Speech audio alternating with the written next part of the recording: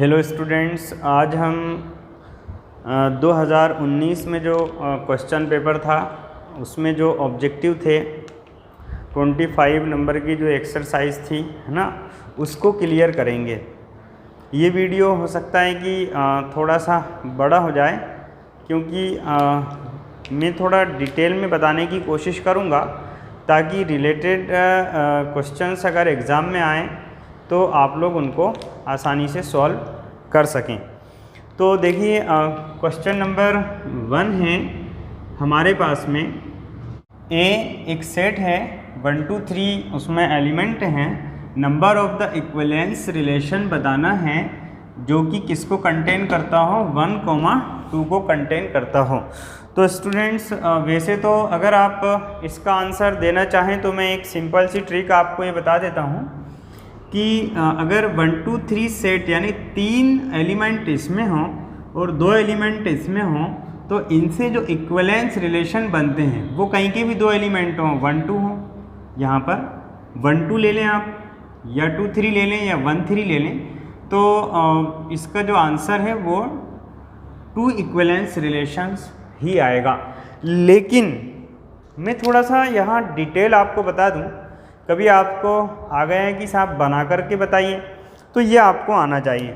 देखिए, थोड़ा सा ध्यान दीजिए। पहले तो मैं एक इक्विवेलेंस रिलेशन बता रहा हूँ, तुल्यता संबंध। तुल्यता संबंध का मतलब है उसमें 1 1 भी होना चाहिए, 2 2 भी होना चाहिए, 3 3 भी होना चाहिए, 1 2 2 1 भी होना चाहिए, और अगर साहब 2 3 है ना तो उसमें 3 2 भी होना चाहिए, और 1 3 है तो उसमें 3 1 भी होना चाहिए।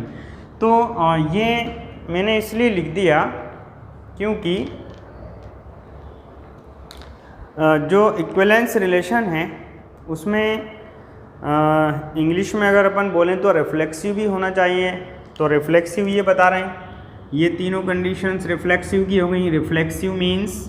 रिफ्लेक्सिव मीन्स हिंदी में इसको बोलते हैं तुल्य संबंध, ठीक है।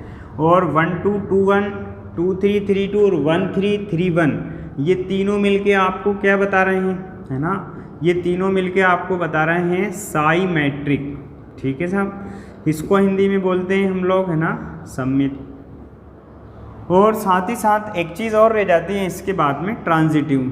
तो डेफिनेटली ये ट्रांजिटिव भी है, क्योंकि मैंने यहाँ पर 1 2 3 और 1 2 की हर एक एलिमेंट से पेयरिंग करी है। ट्रांजिटिव में ऐसा होता है जैसे कि अगर 1 और 2 रिलेशन आर में है और 2 और 3 भी आर में है, ठीक है। तो ट्रांजिटिव का कहना ये है कि जो ये और ये यानी 1 और 3 वाला जो एलिमेंट है, इन दोनों की भी पेयरिंग होना चाहिए। इट मीन्स 1 और 3 की पेयरिंग होना ज़रूरी है, यानी 1 और 3 जो रिलेशन वो भी रिलेशन में होना चाहिए। तो ट्रांजिटिव हो गया। तो मैं ये कह रहा था, खैर ये तो मैंने आपको ये बता दिया है कि जो इक्विवेलेंस रिलेशन होता है वो क्या होता है, ये मैंने आपका बेसिक क्लियर किया है। इक्विवेलेंस रिलेशन में रिफ्लेक्सिव भी होना चाहिए, साइमेट्रिक भी होना चाहिए और ट्रांजिटिव होना चाहिए। ये पूछा गया है कि आप तो केवल ये बताइए कि 1 और 2 को शामिल करें अगर, तो 1 और 2 को शामिल करके आप कितने इक्विवेलेंस रिलेशन बना सकते हैं। तो देखिए, मैं एक इक्विवेलेंस रिलेशन तो यहाँ से इसमें से निकालना है मुझको। एक तो मैंने ये निकाल लिया है 1 1, 2 2, 3 3 और 1 2 एंड 2 1। देखिए, ये नंबर 1 रिफ्लेक्सिव है क्योंकि 1 1 2 2 3 3 रिफ्लेक्सिव हो गया। सेकंड नंबर पे ये ट्रांजिटिव है, साइमेट्रिक है क्योंकि 1 2 2 1 इसमें है। थर्ड नंबर पे जो है ट्रांजिटिव मुझे बताना है, तो देखो 1 2 इज बिलोंग्स टू आर, ठीक, definitely 2 1 is also belongs to R. अब यहाँ पर इन दोनों की जो मैपिंग है, यानी इन दोनों का जो पेयर बन रहा है 1 1, वो किस में होना चाहिए, रिलेशन आर में होना चाहिए, जो कि है। तो ये जो रिलेशन, एक रिलेशन तो ये आ गया इसमें से, इक्विवेलेंस रिलेशन। मैं एक और इक्विवेलेंस रिलेशन बना रहा हूँ, देखिए R2 जैसा। इसमें से मैंने इनको लिया 1 1 2 2 3 3, अभी भी मुझे 1 2 तो लेना ही है, ठीक है। 1 2 ले लिया,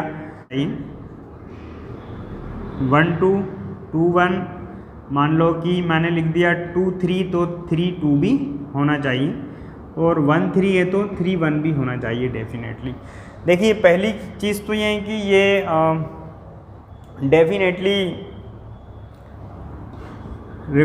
रिफ्लेक्सिव है, 1 2 2 1 2 3 3 2 है, तो ये साइमेट्रिक भी है। ट्रांजिटिव के लिए मैं आपको बताना चाहूँगा कि अगर 1 2 इज बिलोंग्स टू R है ना, तो similarly 2 3 is also belongs to R होना चाहिए, जो कि है, मैंने 2 3 भी लिया है। अब 2 3 is also belongs to R है। अब तीसरा वाला कौन सा बचा, ये बचा 1 और 3, 1 और 3 भी होना चाहिए, तो मैंने डेफिनेटली 1 और 3 को भी बिलोंग्स टू R में लिया हुआ है। तो देखो 1 2 है, ठीक, 1 2 के बाद में 2 3 is also in the relation and 1 3 is also in the relation. तो इस तरह मैंने आपको ये बताया कि ये जो दोनों रिलेशन हैं R1 और R2, ये 1 2 को भी कंटेन किए हुए हैं और इक्विवेलेंस रिलेशन हैं। तो इस वजह से मैंने आपको इसका आंसर बताया था B2। इस तरह इससे दो इक्विवेलेंस रिलेशन बनाए जा सकते हैं। तो स्टूडेंट्स इस क्वेश्चन में मैंने थोड़ा सा वक्त आपका ज़्यादा लिया है, और आगे जो क्वेश्चंस हैं उसमें थोड़े कम वक्त में ही सॉल्व करवा देंगे आप। क्वेश्चन नंबर 1 का ही सेकंड वाला लिखा है, ये y equals to sine inverse x equal to y, then which of the correct, कौन सा इसमें से ठीक है। तो देखिए ये है इन्वर्स फंक्शन, और कौन सा वाला है, साइन इन्वर्स x है। तो आपको याद होगा कि आपने डोमेन और रेंज, डोमेन को हिंदी में आप प्रांत बोलते हैं और रेंज को आप हिंदी में परिसर बोलते हैं, ठीक है। तो साइन फंक्शन का जो डोमेन होता है वो होता है -1 से 1, वैसे भी सबको पता ही होगा, और मैं यहाँ नहीं पता तो बता दूँ कि जो डोमेन है साइन फंक्शन का वो -1 से 1 होता है, और x की वैल्यू को इसमें डोमेन कहते हैं। और जो रेंज है, रेंज वो y की वैल्यू को बोलते हैं। जब x की वैल्यू आप यहाँ पे -1 पुट करेंगे तो डेफिनेटली -π/2 आएगा, और 1 पुट करेंगे तो +π/2 आएगा। तो इस तरह से जो देखो ये आंसर होगा, इस तरह से -π/2 से π/2 वैल्यू होगी, यानी कि option B is very correct. और वह है कि a इज इक्वल टू, ये मैट्रिक्स है, cos alpha minus sine alpha and cos alpha, then a plus a dash is equal to i है। i मीन्स होता है, देखो आइडेंटिटी मैट्रिक्स, और a डैश मीन्स होता है ट्रांसपोज ऑफ द a। तो यहाँ पर पहले तो a लिख लो, है ना। a क्या है, a है हमारे पास में, दिखाई दे रहा है ना, a है हमारे पास में cos alpha minus sine alpha and cos alpha, ठीक है। इसका ट्रांसपोज निकालोगे तो ट्रांसपोज इसका क्या होगा, ट्रांसपोज मीन्स परिवर्त बोलते हैं हिंदी में। इसको यहाँ 8t लगाकर भी रिप्रेजेंट करते हैं। कभी मान लीजिए यहाँ पर डैश की बजाय अगर t आ जाता है तो भी आप इसको सॉल्व कर सकते हैं। इसमें क्या होता है, जो रोज होते हैं वो कॉलम में कन्वर्ट हो जाते हैं। तो ये जो फर्स्ट रो है वो इस फर्स्ट कॉलम में कन्वर्ट हो जाएगा, ठीक है, और जो सेकंड रो है वो सेकंड कॉलम में कन्वर्ट हो जाएगा, ठीक है। अब हमें जो कंडीशंस गिवन है वो ये है कि a plus transpose of the a is equal to i। तो a मीन्स क्या हो गया, ये, ठीक, और a का ट्रांसपोज क्या हुआ है, ये। इन दोनों को ऐड करना है। ऐड करने का जो फॉर्मूला है जनरली वो ये है कि आप करेस्पॉन्डिंग एलिमेंट को करेस्पॉन्डिंग एलिमेंट में ऐड करते जाएं, संगत अवयव जुड़ जाते हैं। यानी फर्स्ट वाला एलिमेंट फर्स्ट वाले एलिमेंट में ऐड होगा, तो 1 cos alpha and 1 cos alpha, देखो यहाँ प्लस है, दोनों को जोड़ना है, तो इट मीन्स 2 cos अल्फा, ठीक है ना, 2 cos alpha. Second element second वाले में जुड़ जाएगा, minus sine alpha plus sine alpha, making 0, alright. And third वाला एलिमेंट थर्ड वाले में जुड़ जाएगा, ठीक है। Sine alpha minus sine alpha 0 हो जाएगा, ठीक।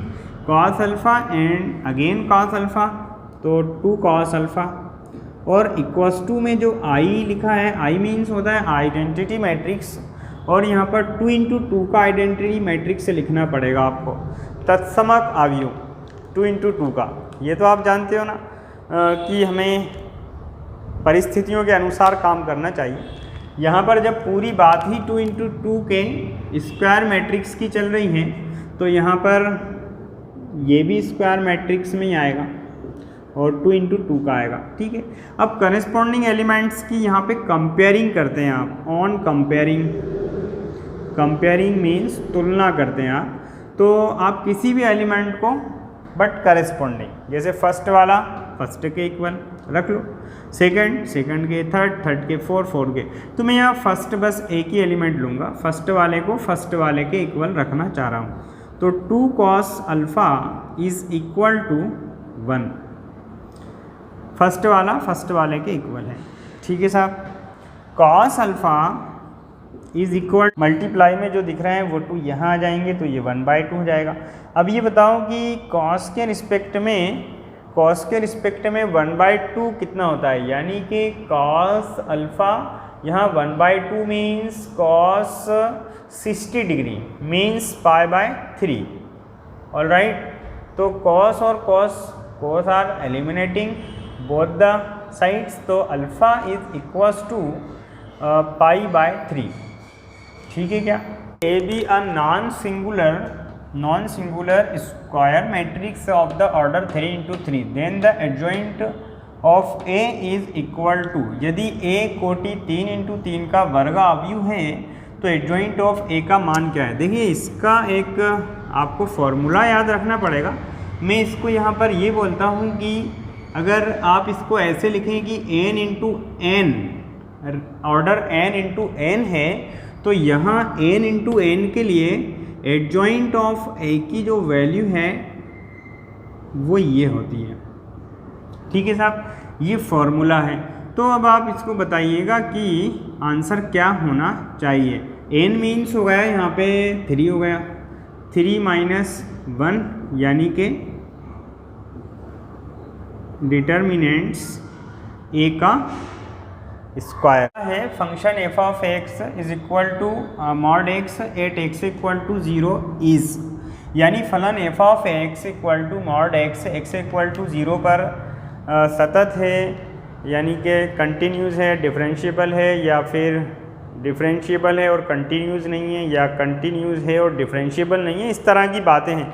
पर अपन लॉजिक की बात करते हैं। देखो थोड़ा सा वक्त लगेगा, लेकिन आप लोग इनके कॉन्सेप्ट को सीख जाएंगे जो कि आपको बहुत काम आने वाले हैं। देखिए मैं यहाँ बताना चाहूँगा कि ऑप्शन नंबर ए ही इसका करेक्ट है। कंटिन्यूस तो है बट नॉट डिफरेंशिएबल है। कंटिन्यूस में तो देखो बहुत सिंपल सी बात है कि लेफ्ट हैंड लिमिट और राइट हैंड लिमिट इक्वल हो जाती है ना। अपन थोड़ा सा सॉल्व कर लेते हैं। लेफ्ट हैंड लिमिट में वही यहाँ 0 है तो 0 प्लस एच हो जाता है, ठीक है, और राइट हैंड 0 माइनस एच हो जाता है, और राइट हैंड लिमिट में 0 प्लस एच हो जाता है। फंक्शन है आपके पास में x, ठीक है, तो x के प्लेस पर 0 माइनस एच और यहाँ पर 0 प्लस एच, यहाँ h और यहाँ भी mod h, h is equal to h। तो यहाँ पता चल गया कि साहब कंटिन्यूस तो है। अब डिफरेंशिएबिलिटी का टेस्ट लगाते हैं। तो डिफरेंशिएबिलिटी में राइट हैंड डिफरेंशिएशन आता है और लेफ्ट हैंड डिफरेंशिएशन आता है। राइट हैंड डिफरेंशिएशन का फॉर्मूला हो जाएगा f0 plus H minus f0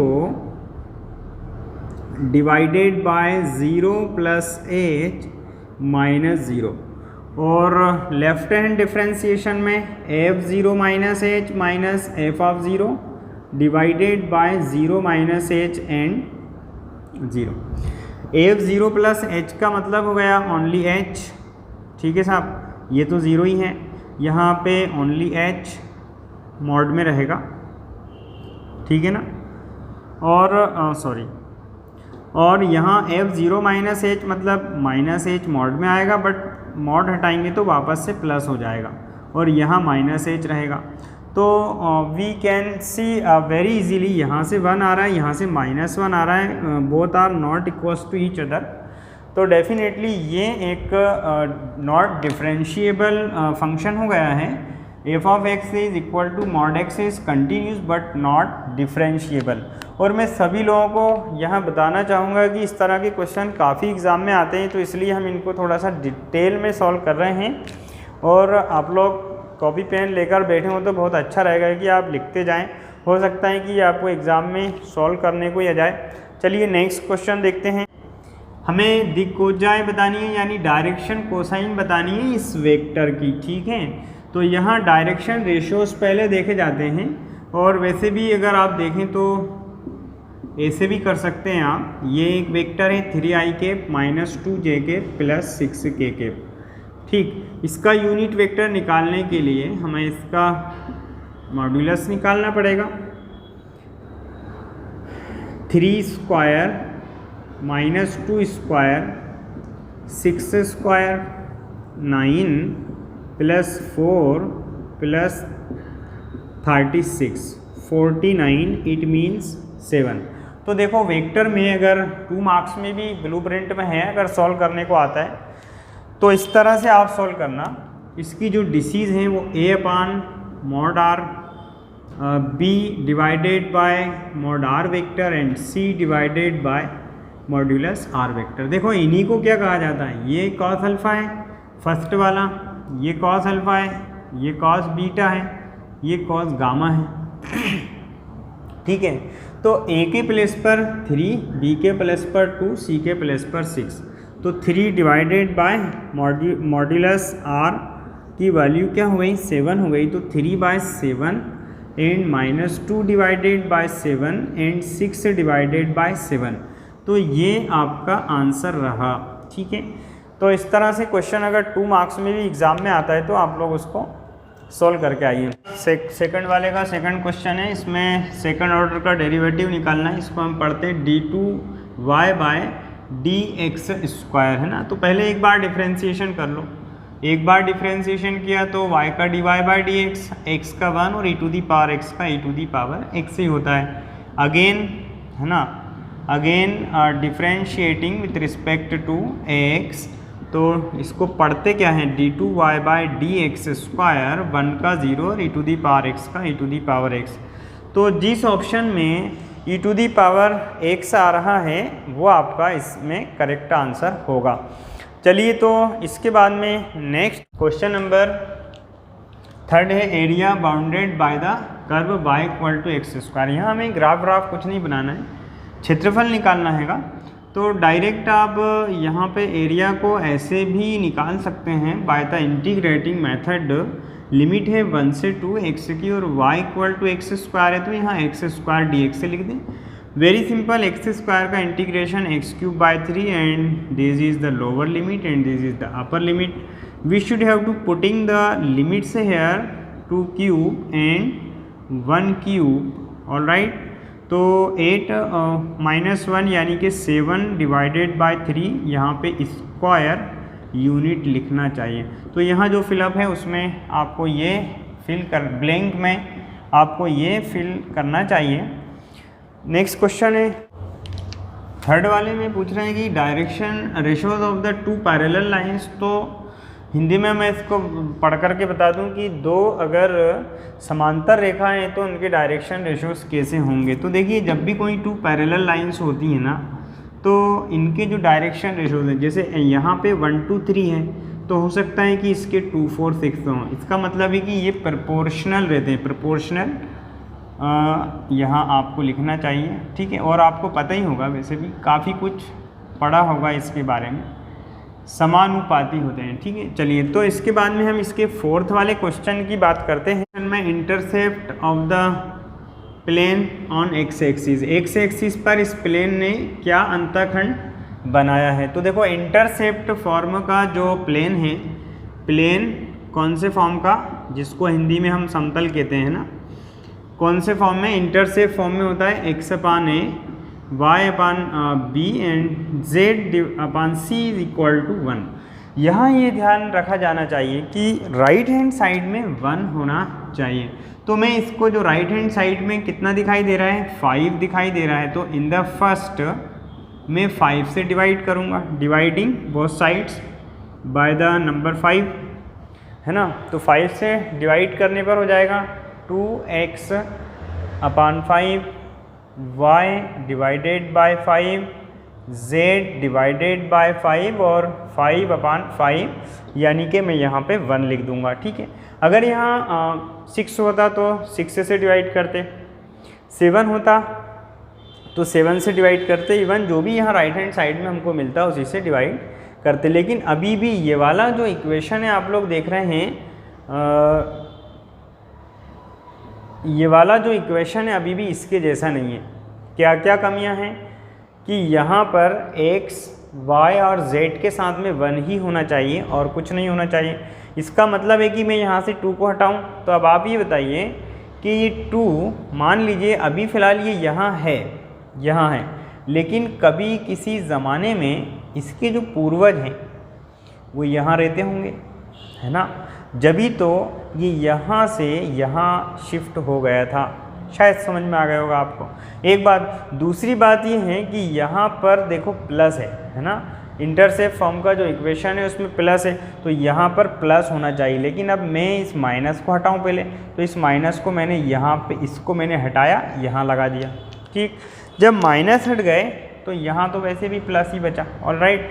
अब हम कंपेयर कर सकते हैं, x एक्सिस का इंटरसेप्ट यहाँ a होता है, तो a का रोल प्ले कर रहा है 5/2, यानी कि intercept cut by the x axis is equal to 5/2। Intercept cut only 5/2 ही आपका आंसर हो गया। इतना ही आपको खाली जगह में भरना है। लेकिन अगर y एक्सिस से कट किया जाता तो वो 5 होता, यहाँ z से कट किया जाता तो -5 होता है। ये y एक्सिस से और z एक्सिस से -5। चलिए नेक्स्ट क्वेश्चन नंबर 3 में ट्रू फॉल्स हैं, मैं यहाँ पर पढ़ रहा हूँ। If E1 and E2 are exclusive event then P1 intersection E2 is 0। Exclusive word जो है इसको आपको थोड़ा सा याद रखना है। एक्सक्लूसिव इवेंट का मतलब है कि दोनों इवेंट बिल्कुल अलग अलग हैं, यानी कि अगर इवेंट A इवन नंबर का सेट है तो इवेंट बी ऑड नंबर का सेट है, तो डेफिनेटली उनमें कुछ भी कॉमन नहीं रहेगा। तो यहाँ E1 इंटरसेक्शन E2 की वैल्यू 0 होगी। सेकंड नंबर पे if PA is equal to 1/2, PB is equal to 0, इन्होंने PB को 0 दिया हुआ है। तो देखिए यहाँ PA/B के बारे में पूछ रहे हैं कि ये परिभाषित है कि नहीं है। तो इसका फार्मूला होता है PA डिवाइडेड बाय B का PA intersection B is divided by PB। देखो अगर डिनोमिनेटर में 0 आ जाएगा तो ऊपर चाहे कोई भी नंबर हो तो ये तो नॉट डिफाइन ही बनेगा, ND। तो डेफिनेटली इज़ नॉट डिफाइंड बोल रहे हैं, इसलिए ये भी कैसा हो गया है, ट्रू हो गया है। अब हम आते हैं थर्ड नंबर पे, the objective function of the LPP मतलब linear programming problem is always linear. तो ये सभी को पता है कि जो लीनियर प्रोग्रामिंग प्रॉब्लम्स होती हैं वो ऑलवेज लीनियर ही होती हैं। The feasible region of a linear programming problem is always linear polygon. ये यहाँ आपने जो लिखा है पॉलीगॉन, इसकी वजह से ये फॉल्स हो गया। पॉलीगॉन मीन्स हिंदी में इसको बोलते हैं बहुभुज, है ना। तो मेरा कहना ये है कि जब आप लीनियर प्रोग्रामिंग प्रॉब्लम्स को सॉल्व करते हैं तो ज़रूरी नहीं है कि बहुभुज बने, ये भी हो सकता है कि त्रिभुज बन जाए, बनते, इसलिए यहाँ ये फॉल्स हो गया। और द वैल्यू ऑफ द, ये तो आपको पता ही है कि 0 से पाई के बीच में cos³ x का इंटीग्रेशन करेंगे तो 0 ही आएगा। तो ये ट्रू फॉल्स थे ना, आप चाहो तो इसका स्क्रीनशॉट ले लो। देखो मेक द कॉलम जो मैं बता रहा हूँ एक आइडियल वे में आपको लिखना बता रहा हूँ। हमारे पास में स्टैंडर्ड फार्मूले हैं और उन स्टैंडर्ड फार्मूलों से ही ऑलवेज मेक द कॉलम अभी तक पूछे गए हैं। तो हमें चाहिए कि हम उन स्टैंडर्ड फार्मूलों को थोड़ा लिखना सीख लें। तकरीबन 9 फार्मूले हैं जिनमें से 6 तो मैं आपको यहाँ लिख के बता रहा हूँ। देखो जो सिमिलर है ना, उन तीनों को मैंने पहले जमा लिया। अब इसका इंटीग्रेशन होता है 1/a tan inverse x/a plus c। देखो प्लस c की वजह से भी है ना गलत हो जाता है कभी, इसलिए थोड़ा सा इस पे ध्यान दें। अब यहाँ इसका देखो सेकंड वाले का ये होता है 1/2a log x minus a divided by x plus a। इसको ये है ना कभी कभी मॉड में लिख देते हैं। ठीक इसी तरह ये होता है 1/2a log a plus x divided bye a minus x। ठीक है साहब। तो ये तीन आप देखो थोड़ा सा लेफ्ट हैंड साइड में आप देख रहे हैं थोड़ा सा इनमें अंतर है, और थोड़ा सा अंतर होने की वजह से राइट हैंड साइड में इनके जो इंटीग्रेशन है पूरी तरह से चेंज हो गए। यहाँ पे देखो ये भी बड़ा पॉपुलर इंटीग्रेशन है, inverse x divided bye a। यहाँ आते हैं तो ये है हमारे पास में log x plus under the root a square plus x square, और इसको देखो ये है log x plus under the root x square minus a square plus c। इस तरह आप जितने भी इंटीग्रेशन बुक में स्टैंडर्ड फार्मूले के दिए गए हैं उनको आप अच्छे से जमा कर अपने दिमाग में सेट कर लें, और मैच द कॉलम आपको इसी तरह से पूछे जाएंगे। फिफ्थ का जो फर्स्ट वाला है उसमें x to the power 1/x का उच्चिष्ट मान यानी मैक्सिमम वैल्यू पूछी गई है ना। तो देखिए यहाँ वन वर्ड है x to the power 1/x, मैंने इसको y के इक्वल टू में लेट कर लिया। इसका मैं डिफ्रेंशिएशन करूँगा तो मुझे दोनों साइड में log लेना पड़ेगा। log y is equal to log h to the power 1/x। ठीक है, यहाँ पे एक फॉर्मूला आप लोग जानते हैं कि अगर m to the power n होता है तो n सामने आ जाता है, यानी कि ये वाला जो n है ना वो यहाँ सामने आके ऐसे लिखा जाता है n log m। ऑलराइट, तो देखो log y is equal to 1/x and log x, यानी इसको मैं ऐसे भी लिख सकता हूँ log x divided by x। Alright, this is the value of the log y। वैसे इसका answer e to the power 1/e है, बट प्रॉब्लम वही है कि आप लोग कहेंगे कि कैसे, वो तो सभी जगह लिखी है ना, तो इसलिए हम इसको पूरा ही सॉल्व कर रहे हैं। इसका हम डिफ्रेंशिएशन करते हैं, तो डिफ्रेंशिएशन किया तो log y का हो गया 1/y, और y का भी किया तो dy बाई dx। इसमें क्वेश्चन टूल आप लगाएंगे, सेकंड फंक्शन यानी x को लेफ्ट किया, log x यानी फर्स्ट वाले का डिफ्रेंशिएशन 1/x, बीच में माइनस आएगा। अब की बार आप न्यूमरेटर को लेफ्ट करेंगे और x का डिफ्रेंशिएशन करेंगे तो 1, और ये x स्क्वायर, x से x कैंसिल हो गए, 1 minus log x divided by x square dy upon dx 1/y। Alright, अब देखिएगा मैं इस y को भी यहाँ इधर ले जा सकता हूँ, ये y यहाँ आ सकता है, यहाँ से यहाँ आ सकता है, और मैंने लिख दिया। ऑलराइट, अब जब हम उच्चिष्ट या निम्निष्ट यानी मैक्सिमा या मिनिमा पता कर रहे होते हैं तो फर्स्ट ऑर्डर का जो डेरिवेटिव है यानी कि dy dx इसको 0 के इक्वल रखते हैं ना, यानी ये 0 के इक्वल रखेंगे तो ये जो पूरा पोर्शन है इधर आगे क्या हो जाएगा, 0 हो जाएगा। ये जो y है ये इसके डिवाइड में आएगा तो ये भी 0 हो जाएगा, है ना। यानी मैं ये कह सकता हूँ 0 into x square upon y equal to 1 minus log x रहेगा। ऑलराइट, रहेगा ना। अब यहाँ पे देखो ध्यान से, यहाँ थोड़ा स्पेस बना के लिख रहा हूँ। ये टोटल जो मटेरियल है ये तो 0 हो गया, ये मैंने 0 लिख दिया, इक्वल टू, ठीक है, बचा कौन है 1 माइनस log x। ठीक, तो 1 minus log x, log x को मैं इधर ले आया तो log x is equal to 1, और 1 की वैल्यू लिखेंगे तो सब लोग जानते हैं या नहीं जानते हैं तो जान लें कि लॉग बेस ई और उसका फंक्शन भी ई, तो उसकी जो वैल्यू होती है वो 1 होती है ना। तो यहाँ इसके प्लेस पर मैं लिखूँगा लॉग बेस ई और उसका फंक्शन भी ई, तो लॉग बेस यहाँ भी ई है ना।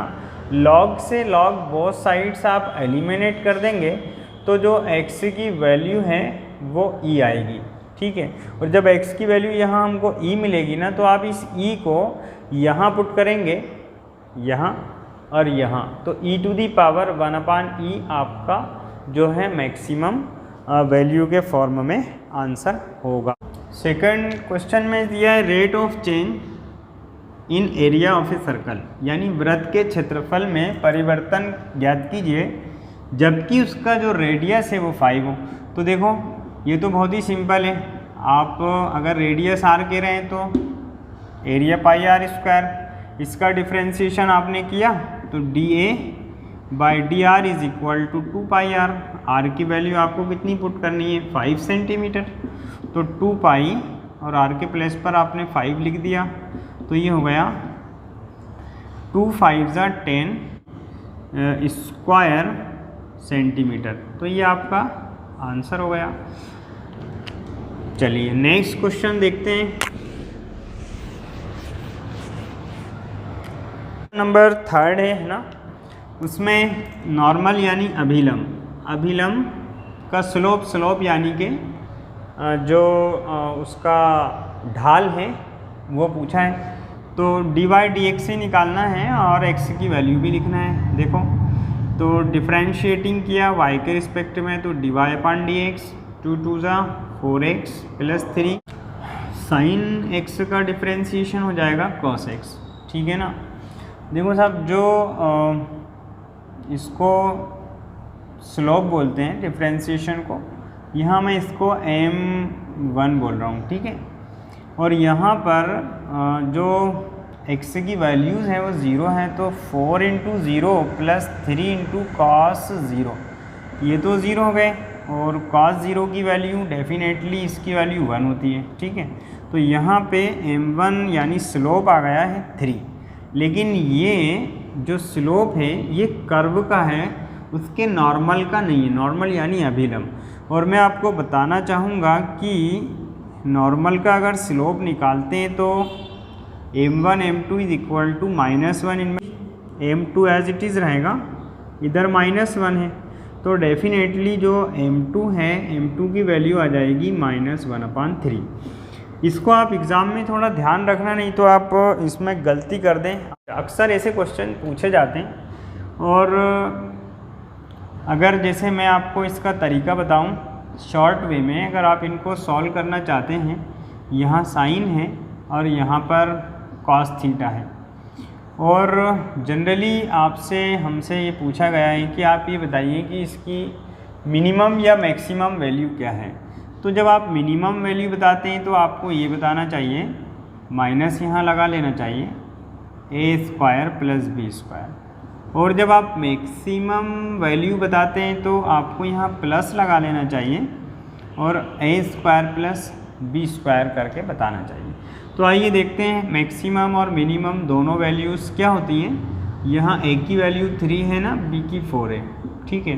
25 का स्क्वायर रूट कितना होगा 5 होगा, तो -5 होगा, और जो मैक्स वैल्यू है डेफिनेटली वो +5 आएगी। तो इस तरह के क्वेश्चन भी एग्ज़ाम में आते रहते हैं। और क्वेश्चन नंबर 5th वाला है, उसमें एक इक्वेशन दिया, कर्व दिया है y = x³, और हमसे पूछा गया है कि आप टेंजेंट का इक्वेशन बताइए।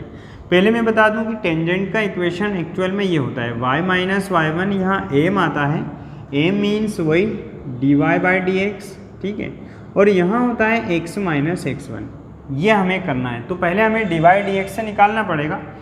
तो dy/dx देखो वेरी सिंपल है, x³ का डिफ्रेंशिएशन हो जाएगा 3x², और यहाँ पर x के प्लेस पर क्योंकि हमें क्या लिखने को कहा गया है 1, यहाँ x की वैल्यू भी 1 है, y की भी 1 है, तो 3 इंटू 1 का स्क्वायर मीन्स 3 हो जाएगा।